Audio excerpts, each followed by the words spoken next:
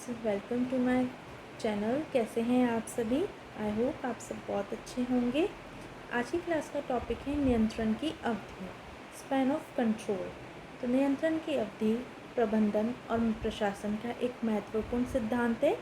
Management और administration का एक महत्वपूर्ण सिद्धांत कहलाता है नियंत्रण की अवधि, जो ये निर्धारित करता है कि एक प्रबंधक या अधिकारी के अधीन कितने अधीनस्थ प्रभावी रूप से काम कर सकते हैं। एक मैनेजमेंट करता या फिर एक उच्च अधिकारी के अधीन कितने कर्मचारी काम कर सकते हैं।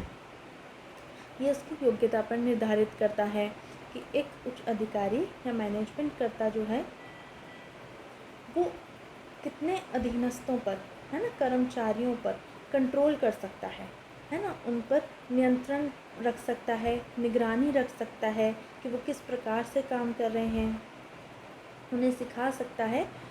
तो ये उसके ऊपर डिपेंड करता है। तो वो जितने अधीनस्थों पर कंट्रोल रख सकता है उसी को कहते हैं नियंत्रण की सीमा, है ना, या फिर निगरानी की सीमा भी इसे कहा जाता है। क्लियर? नियंत्रण की अवधि के प्रकार। पहला, संकीर्ण नियंत्रण की अवधि। संकुचित नियंत्रण की अवधि के अंतर्गत पॉइंट्स हैं जब एक प्रबंधक के अधीन कम कर्मचारी होते हैं।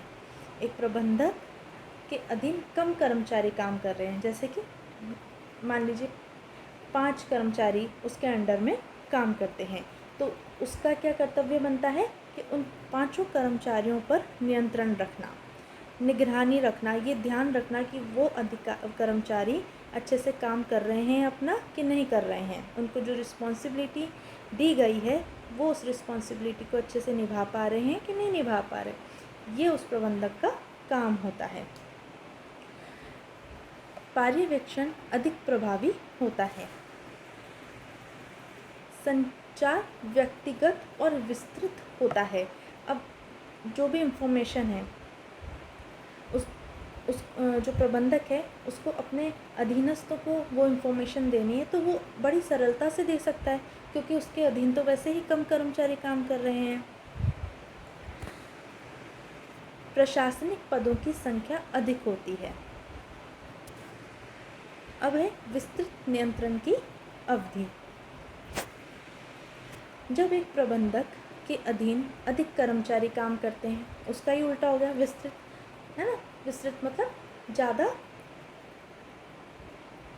अधिक संख्या में, है ना। जब एक प्रबंधक के अधीन अधिक कर्मचारी काम करते हैं, जैसे कि संकुचित में क्या था कि एक प्रबंधक के अधीन 5 ही कर्मचारी काम कर रहे थे, अब यहाँ पर 50 कर्मचारी काम कर रहे हैं एक प्रबंधक के, एक अधिकारी के अधीन। तो उसकी रिस्पॉन्सिबिलिटी यहाँ पर ज़्यादा बढ़ जाती है, क्योंकि यहाँ पर उसको ज़्यादा कर्मचारियों के ऊपर निगरानी रखनी है, कंट्रोल रखना है। स्वतंत्रता और जवाबदेही अधिक होती है। स्वतंत्रता और जवाबदेही अधिक होती है। संचार प्रक्रिया जटिल हो जाती है। अब यहाँ पर उस अधिकारी को, उस प्रबंधक को इन्फॉर्मेशन जो भी देनी है, इन्फॉर्मेशन उसको जो बतानी है अपने अधीनस्थों को, तो यहाँ पर वो पहुँचने, इन्फॉर्मेशन की जो प्रक्रिया है सब तक पहुँचनी जटिल हो जाती है। फिर धीरे धीरे वो इन्फॉर्मेशन पहुँच पाती है सब तक। जैसे एक सबसे उच्च पद पर बैठे कर्मचारी को कोई इन्फॉर्मेशन देनी है, तो उसके अंडर जो काम कर रहा होगा अधिकारी, वो पहले उस तक पहुँचेगी इन्फॉर्मेशन, फिर वो अपने अंडर काम कर रहे अधीनस्थों को इन्फॉर्मेशन पहुँचाएगा, फिर ऐसे ही ये क्या साइकिल चलता जाएगा। तो जो निम्न स्तर तक निचले स्तर का जो कर्मचारी है उस तक पहुँचते पहुँचते उस इन्फॉर्मेशन को लेट भी हो जाता है। पद अनुक्रम कम होता है। ठीक है, क्लियर फ्रेंड्स? अब नियंत्रण की अवधि को प्रभावित करने वाले कारक को हम समझेंगे कि नियंत्रण की अवधि को ऐसे कौन से कारक हैं जो प्रभावित करते हैं, उस पर प्रभाव डालते हैं। कार्य की जटिलता। सरल कार्यों में नियंत्रण की अवधि व्यापक हो सकती है, जबकि जटिल कार्यों में ये संकीर्ण होती है।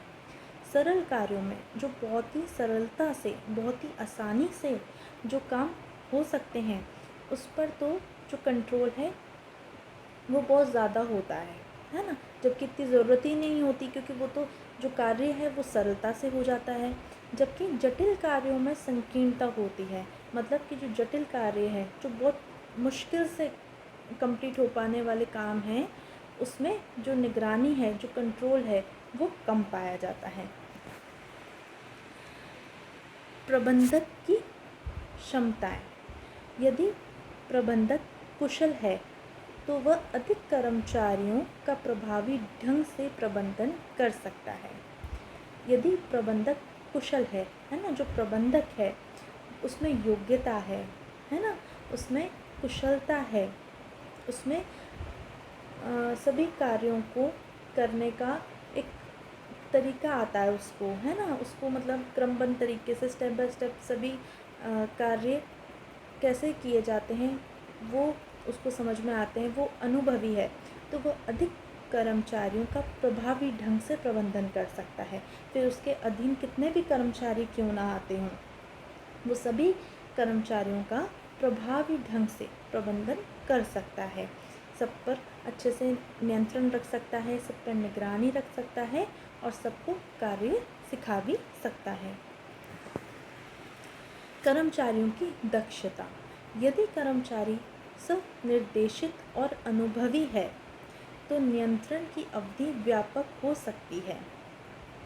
यदि कर्मचारी स्वनिर्देशित और अनुभवी है, मतलब उसके पास अनुभव है अपने काम का, तो वो ज़्यादा क्षेत्र पर, है ना, मतलब ज़्यादा क्षेत्र से मतलब है कि ज़्यादा अधीनस्थों पर, ज़्यादा कर्मचारियों पर वो ध्यान रख सकता है। संचार प्रणाली। यदि संचार सुगम और प्रभावी है तो नियंत्रण की अवधि विस्तृत हो सकती है। यदि संचार सुगम और प्रभावी है तो नियंत्रण की जो अवधि है वो विस्तृत हो सकती है। अगर वो इन्फॉर्मेशन सही तरीके से दी गई है तो वो जल्द से जल्द विस्तृत हो सकती है, सब तक पहुंच सकती है वो इन्फॉर्मेशन।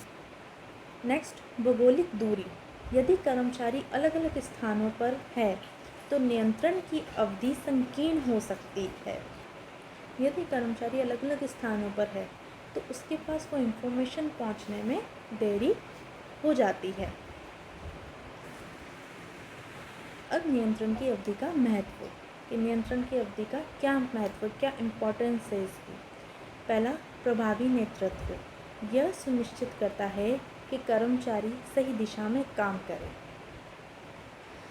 नियंत्रण से तात्पर्य यह है ध्यान रखना, है ना, कि एक उच्च अधिकारी के अंतर्गत जो कर्मचारी काम कर रहे हैं उनको जो रिस्पॉन्सिबिलिटी सौंपी गई है वो उसे अच्छे से निभा तो पा रहे हैं ना, वो संगठन के लक्ष्य को पूरा करने के लिए अच्छे से काम कर तो रहे हैं ना।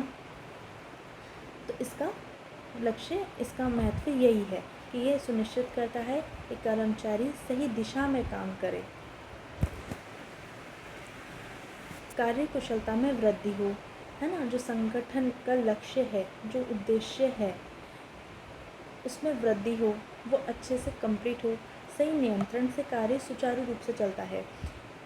एक जो उच्च अधिकारी है वो अपने अधीनस्थों पर नियंत्रण इसलिए रखता है ताकि वो समस्त कर्मचारी संगठन के लक्ष्य को अच्छे से पूरा कर सके, सही तरीके से जल्दी जो संगठन का लक्ष्य है वो पूरा हो, इसलिए नियंत्रण रखा जाता है। बेहतर समन्वय, एक बेहतर कोऑर्डिनेशन होना भी बहुत ज़रूरी है। कर्मचारियों और प्रबंधन के बीच तालमेल बना रहता है। कर्मचारियों और प्रबंधन के बीच तालमेल रहना बहुत ज़्यादा ज़रूरी होता है।